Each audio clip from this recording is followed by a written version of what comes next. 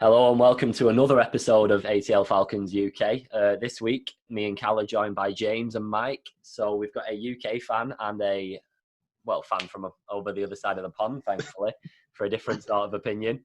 I'm just going to get straight into it because we have all seen what we saw last game. So James and Mike, takes on the last game? Well, we didn't have to wait until the last 5 minutes of the game for us to give it up. Very true. Just disgusting. Just disgusting. Yeah. What's weird about the last one for me is that one hurt a hell of a lot less than the other ones did because we knew that was coming. Not knew it was coming. Yeah. You never want to think that too much. But out of all the games, that is one we were always going to lose compared to the other fixtures, to be fair. It was either going to be we were going to lose big or we were going to win big. Yeah. Like it wasn't going to be close because no. Packers Falcons games are very rarely close. Yeah. And it's not like there wasn't reason to have some level of optimism going into the game. Their wide receiving core was as depleted as our backfield was. Yeah. So you could have some optimism going into the game thinking, well, at least in the area we're crap, they're just as crap. Yeah. Yeah. Well, right. on paper, yeah, but in reality, on paper, far from it.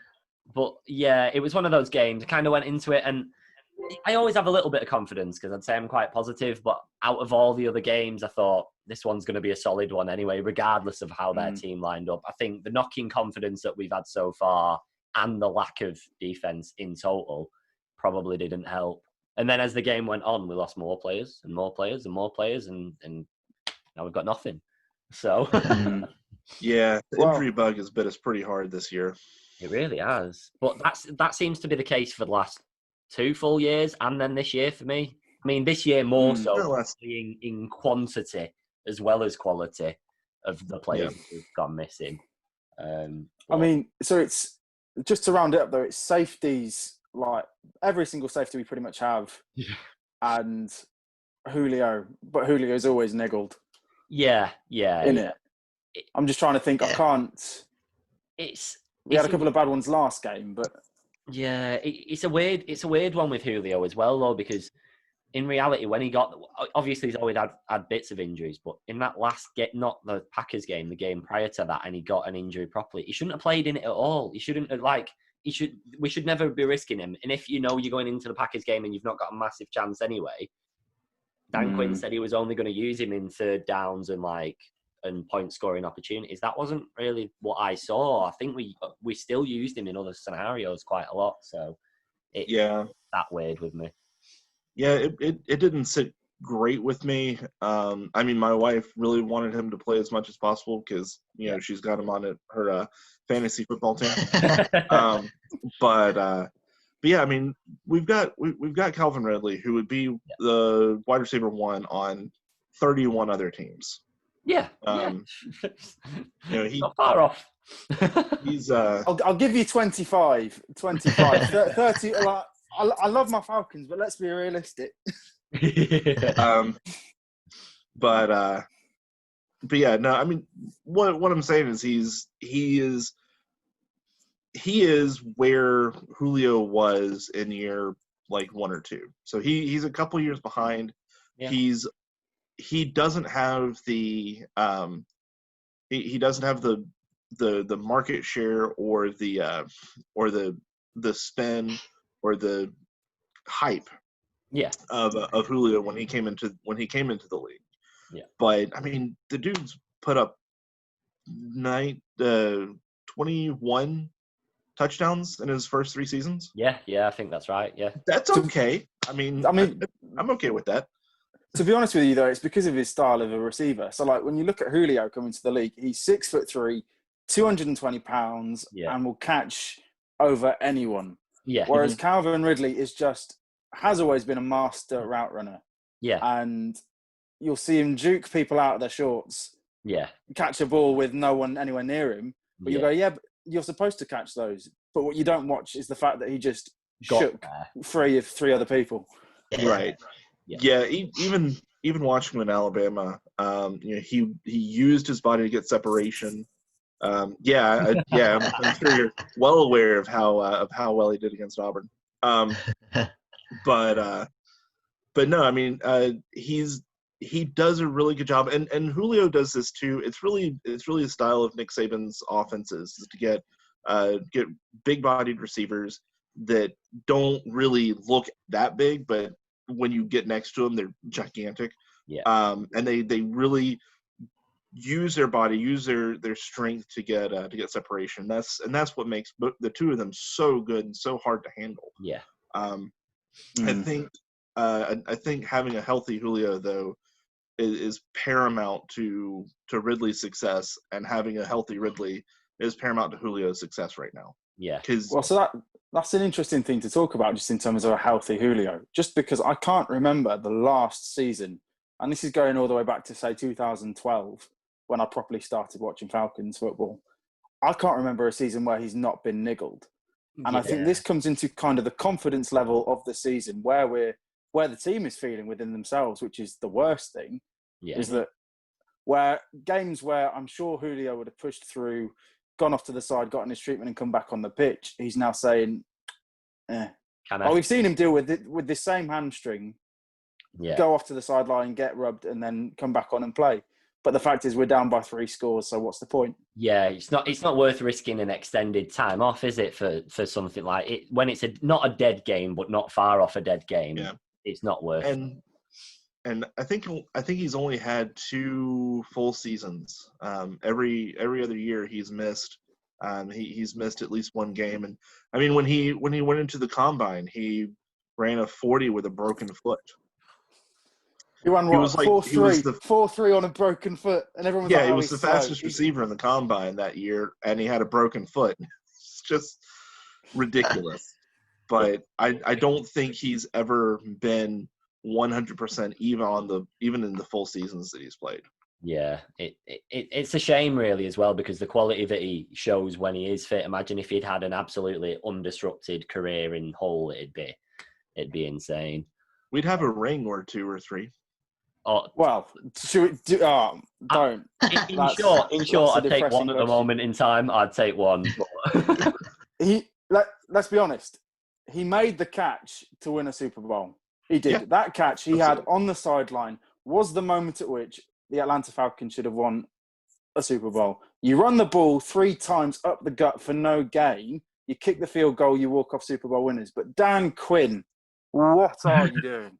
Right. So I still put that on Kyle Shanahan, because I mean he did the exact same thing in the Super Bowl earlier this year. Mm-hmm. He ran up the score, and then started making boneheaded plays, and Chiefs came back and beat him. This leads us perfectly onto what I wanted to cover for the majority of the show, really. Dan Quinn. Dan Quinn and all of them, the lot. What's the plan? Do we stick with? Go on, give me your takes, all of you, and we'll go one at a time. I'll say at the end of the season. So it's not really Arthur Blank's MO to fire somebody mid-season. It's just not. He's never done it. So he's going to be there until the end of the season, which is who cares? I mean, it's not like we're going anywhere. I mean, who was the last coach he fired mid-season? Was it Mora? I think it might. No, I think Mora was at the end of the season.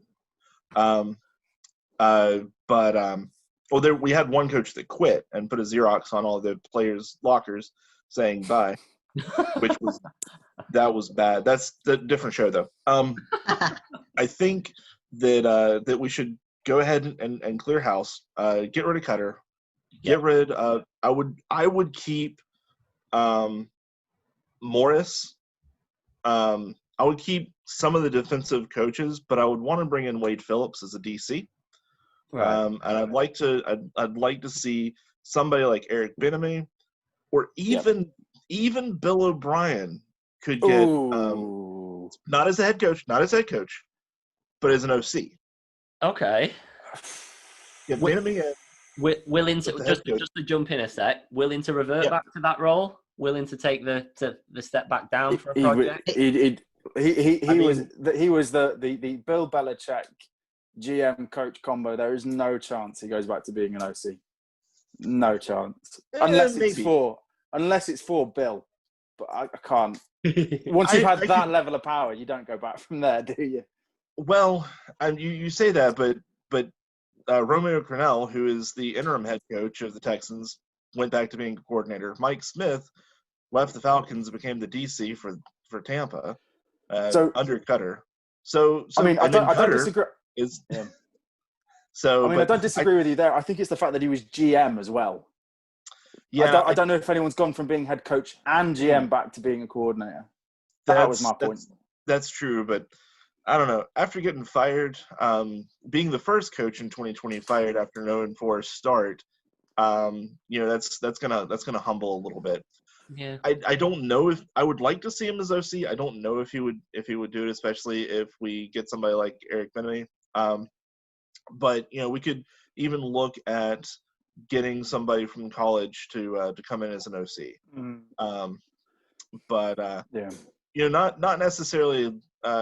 You're not going to get the big names, but you could get some good OCs from either the mid tiers or even the OCs for the larger schools.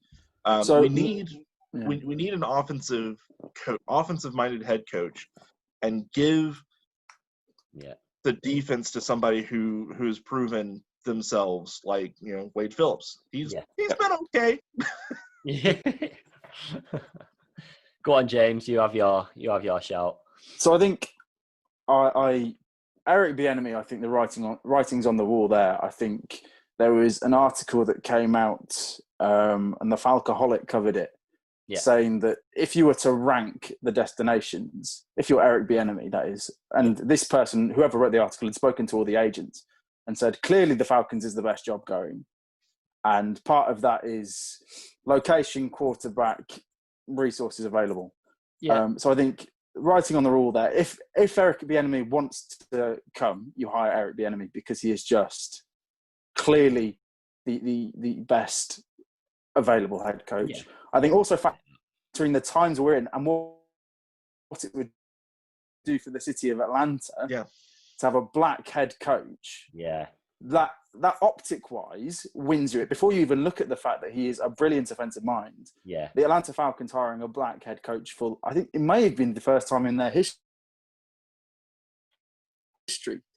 That'd be groundbreaking at the start. Coming back to what I think will happen with Quinn, I mean, unless he blows another big lead, like genuinely, we could go 0-16. I'm sure he'd stay coach till the end of the year. The thing is, the only thing that's made me nervous about his job is what these leads he keeps blowing. So if he was to do it one more time, two more times, I don't think Arthur Blank minds losing. I think he cares about how we lose. Yeah. And losing like that is embarrassing. Yeah.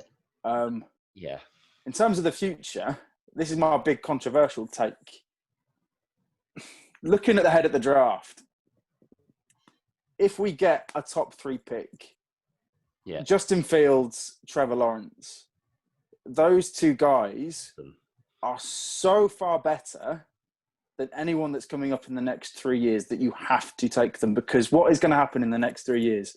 You have Matt Ryan turning 39. Yeah, by the end. And you have Julio turning 35, 36 on the back end. Yeah. I think, although it pains me to say it, if you could trade Julio... Oh, the pain that just pulls through my body. I think you're getting to the stage where you're accepting calls on that. You're definitely accepting calls now for Julio. Like where before you were just like, oh, you want Julio? No, you put the phone down. Yeah. You're seeing what you can get for him now. And if you can get 2 1s for him, or maybe even a 1 and a 2, I'd say you probably pull the trigger on that, depending on which team was offering you the 1 and the 2. But in terms of drafting Lawrence or Fields, who's coming up in the next 3 years, either in free agency or in the draft, that you like? Like Spencer Rattler and Bo Nix are the guys that are coming up in the year after next. Yeah. Do we like either of them? Those guys are the number one guys, and there's the guy out of USC. Not to the level that this year. Like it's entirely different. I'm not saying they're not bad by any means, though, not all. However, you're catching the names because they've had more publicity than most quarterbacks have because they've all been on TV shows. Every single person that you've just mentioned have been all over Netflix and all over Amazon Prime in the last few years. So I think. Well, there's that. But the championship game, the Alabama championship game where Lawrence destroyed a Nick Saban defense. Yeah. That tells you all you need to know about the bloke. Freshman quarterback coming in, biggest spot of his life. Yeah. And he doesn't just beat Nick Saban. He embarrasses the pants off his defense. Yeah. Like, he can... He is... If we get the number one pick, you draft Trevor Lawrence. Or you take... Or you trade that pick for a team's number one pick for the next 10 years. Literally just constantly, we'll have it every year, please. But just my take on that then, and I'm going to put it out to all of you, really. If that was the case, what are you doing with Matt? Are you keeping him and having Trevor or whichever one of the two that you bring in alongside of him, or are they his replacement as well? Are you throwing him in at the deep end, or are you seeing what you can get from Matt whilst he's still got a bit of capital? Don't you still have the problems with the contracts with Matt? Is that not an issue with the next? Is it so two? And Julio as well. Is that another? That's obviously another topic, but is that to do with? I don't know much about the cap space. I don't think Danny's sort of similar with me. Yeah. So Matt's contract, is a problem. You'd have to be either a team that's a quarterback away with tons of cap space, or we'd have to be willing to take on a similar contract in return on the trade, which if you're paying that guy that much money and you're a quarterback away, you're not willing to trade a guy that's worth that much money to your organization anyway. I think in that situation, you listen to calls, you see who's willing to trade for him. And this is the weirdness of the NFL, is that some teams genuinely are a quarterback away. Yeah. And they get that guy plugged in and they zoom. I don't think that's the case for Atlanta. I think we have talent on the outside. I think we have talent at wide receiver. I think we have talent on the offensive line. We have some emerging stars at linebacker. I'd say we've talent scattered about, but there's a lot of gaps in between them all, or there's a lot of inexperience in between them all where you're not sure whether the player's going to develop or not yet. And that's the problem. At the moment in time, we're relying on hope that somebody just has a breakout year. But go on, Mike, I'll put that one to you because you look like you're like holding one in. So I'm gonna throw in a little bit of a hot take on this. And I'm gonna say no to Trevor Lawrence or Justin Fields. Here's the reason why. Okay, so for one, Matt Ryan is 35 at the end of the season. Yep. Julio is 31 at the end of the season. Mm-hmm. Julio is hurt. He's been playing hurt all his entire career. But considering that his lack of production is not necessarily due to physical prowess, but rather the boneheaded and just migraine-inducing play calling by Dirk Cutter. I'll take that. For the both of them. So does anyone else want a stupid run on second and long? Anyone else want a up the gut run on second and long? Exactly. So let's say we do go 0-16. Can you imagine the draft capital and trades you could get for that number one? You could get a hell of a lot to plug the gaps with. We are not a quarterback away from winning anything. We have a Hall of Fame quarterback. We have a Hall of Fame receiver.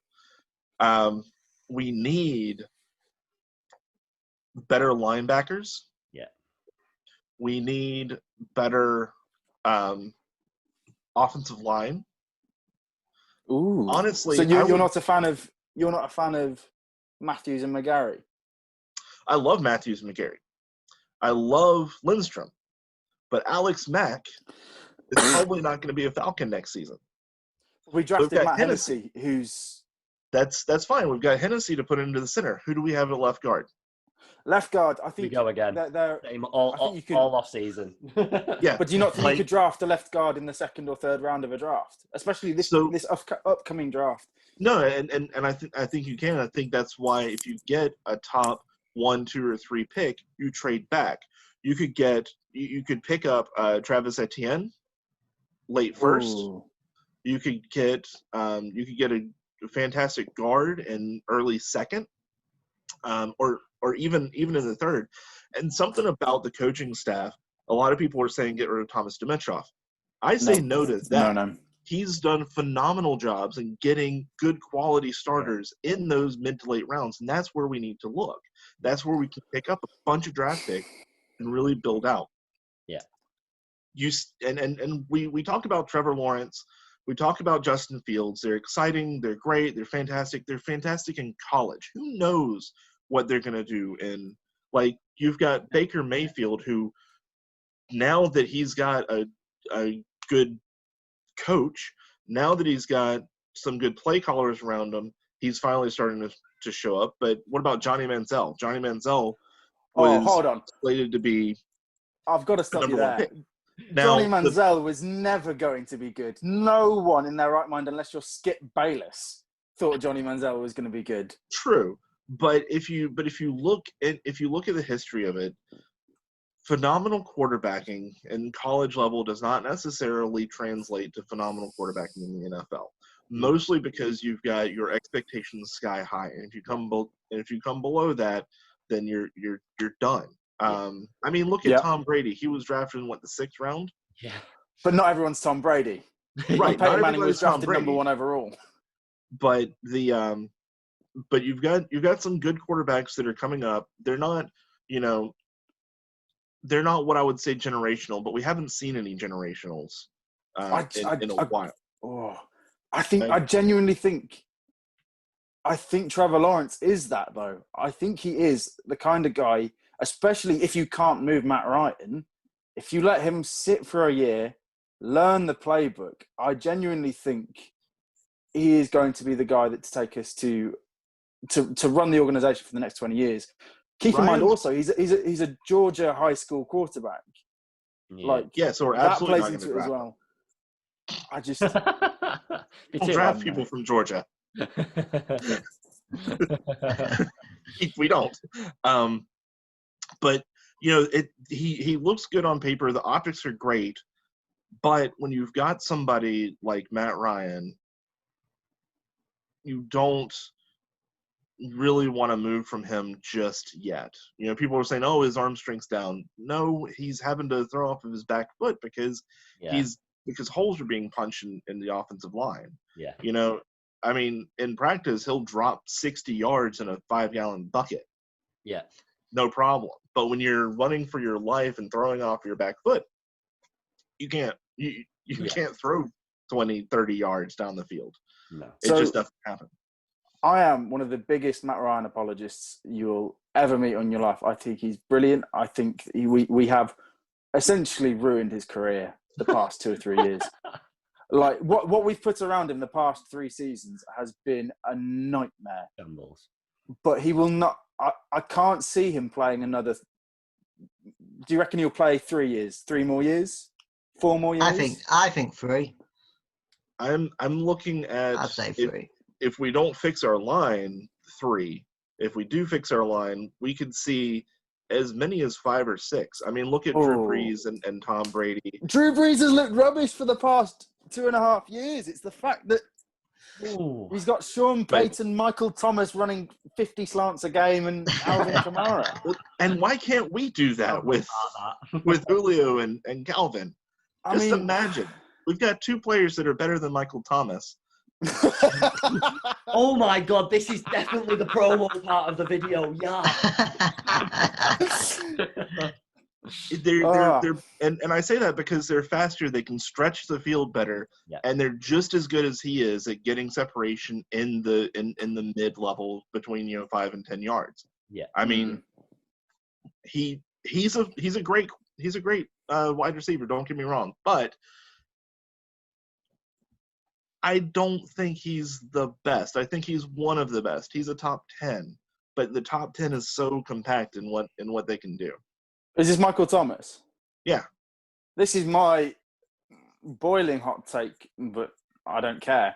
Michael Thomas is not a top 20, top 30 wide receiver. I don't care.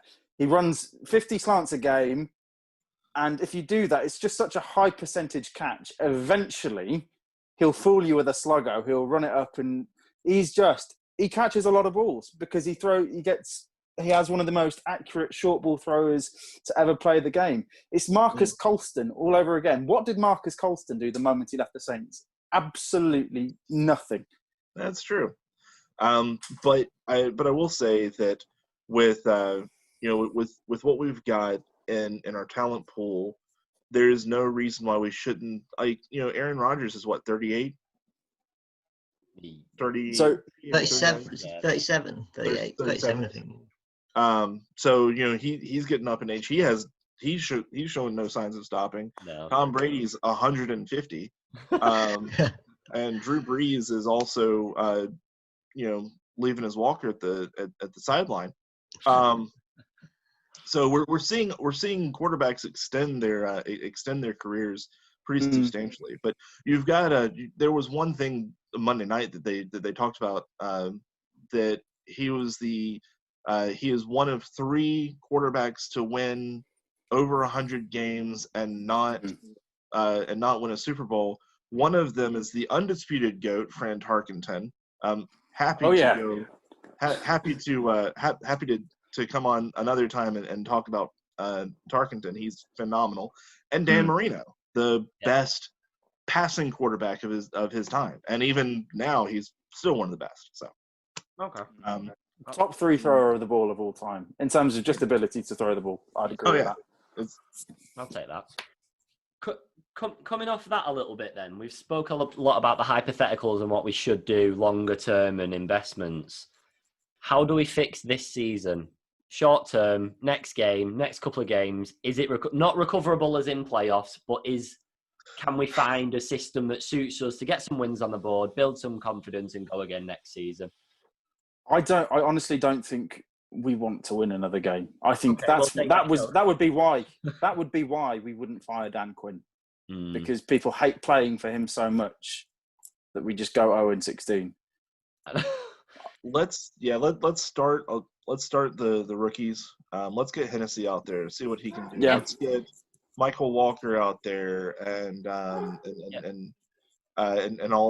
the rookies that we've got. I want to see more Marlon Davidson. I want to see more John Kaminsky. Marlon Davidson, let's go. I want to see more of these younger guys. I want to see more Quadri Allison in the. I agree. 3rd and 2s. Yeah. Because we don't have the cap space to keep Gurley. Let's be honest. No. Do we want him? Do we want to keep? He's on pace for 1,000 yards and 16 touchdowns. So he does. He just to me looks slow. I disagree. I don't think he looks slow. I think we're utilising him in a way that's completely polar opposite to how we should be using him. So that's fair. In our last show, we discussed the fact that we're using him so deep in the field that he's just these 2 and 3 yard runs so far back mean nothing. Any young person that's completely fit, completely physical, any of our other running back corps could do that job. He should be red zone and only taking hits when he absolutely has to take the hits. Because for me, all of our other running backs are a hell of a lot more powerful and quick in terms of the ground that they make up. For example, the 35-yard touchdown that we got the other week. Gurley's not going to do that anymore. I don't think. I love him, but I don't think he's going to do that anymore. So I think we're exposing him to an environment that he shouldn't be used in. I don't think he's being utilised how he should. I think, to be honest with you, I think Gurley was an optics signing.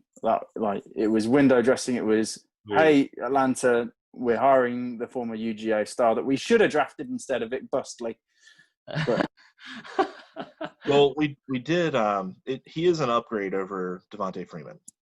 Yeah, no, I'll give you that. Yeah, but talking about running backs, we'd like to see more of Ito Smith. Yeah, I agree with that. Whether it's play him in the slot some, play him catching screens more. he has the ability to make people miss, which you can't. That's a commodity in the NFL. Yeah, he's our new Anton Smith. Yeah. Oh, Anton Smith. The days of Anton Smith. Right? Except you can't put Ito between the tackles. You just can't. No, you definitely can't. But, I mean, if we had – I would have been perfectly happy. Like, I do like the Gurley pick a lot. I think he's a massive upgrade over Devontae Freeman. But if we didn't hire him, I would have been fine with Brian Hill, Quadri Ollison, and Ito. Like, you have your specialists to run by committee. Ito's good in the slot. You can put him opposite of Olamide Zaccheaus. And by the way, announcers, it's Olamide, not Alame. He puts it on his Twitter profile. He's got it in his Twitter profile. This is how you say my name. And every single person, Olamide. Come on, guys. Olamide. Olamide Zaccheaus. But no, and he's I would love to see more of him. He's shown up a little bit more, and he's a small guy, but he runs and he fights like Julio. Like he looks like Julio out there. Taylor Gabriel 2.0. Ooh. Well, season. I think he's as quick. I think he's more of a Harry Douglas with Taylor Gabriel's speed. I'll give you that. I think we want him to do what we wanted Turbo to do. Yeah. We ask him to do the same things. I think ultimately, though, in terms of big picture for this season, I agree. Play the rookies. Fire Dirk Cutter now. Why he hasn't been fired is beyond me. I'll give you that one as well. That one's done. But I think also you've got to. What's the name of the linebackers coach? It's escaping me. Jeff Ulbrich. Why he isn't the DC at the moment? Raheem Morris has been just as useless.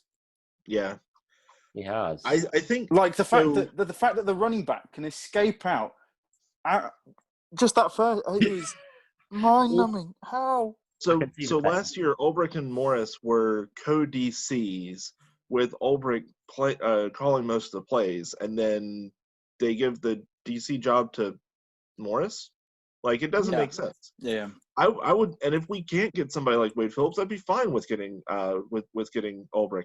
And because Morris has the experience as a head coach, we could get rid of Cutter and move Morris over the OC. I don't care. Like, he's been a defensive backs. He's been a coach on both sides of the ball. Yeah. So, and he did. What's to lose as well? What's to lose? Exactly. It would be an upgrade. It would definitely be an upgrade. Well, pull Morris over to the offensive side again, for the schematics, and then let Matt Ryan call the plays. Been calling that for so long, literally from week one. Every play that he calls works. Every play that anyone else calls just into a brick wall. So the Green Bay does this thing with I'm sure y'all saw on Monday night where they call two plays and then Rodgers picks the play at the line. Yeah. We could do that easily. We should be doing that comfortably. I think if can is the call, like I think Matt definitely does do that. If that's kind of the verbiage that most quarterbacks use, I think. Yeah, I agree with Matt Ryan calling his own calls. Honestly, I think his mind, he's got a brilliant mind. Yeah. As a quarterback, but I just don't think he's long for the league. I think give him a year or two more. I think the thing is, when it comes to quarterbacks, the typical, what's the word? What I'm trying to say? Basically, the Max Kellerman thing of basically when you hit 40, it's a cliff. You jump off a cliff at 40 years old. Mm-hmm. And that's been pretty much every other quarterback in the league that hasn't been named Tom Brady and Warren Moon. And I think if we can find, there is not a quarterback coming up in the next three drafts that is Lawrence or Fields. just because looking at the time, and that's a stunning talking point for our next show, I think we'll leave it there in a really annoying way, because that means next time everyone's going to want to fucking jump on and hear about that. We are planning on doing the show maybe this weekend again, so it'd actually be good if we could get you both back on and do it as a continuation and get some more people on board. So literally 1 second.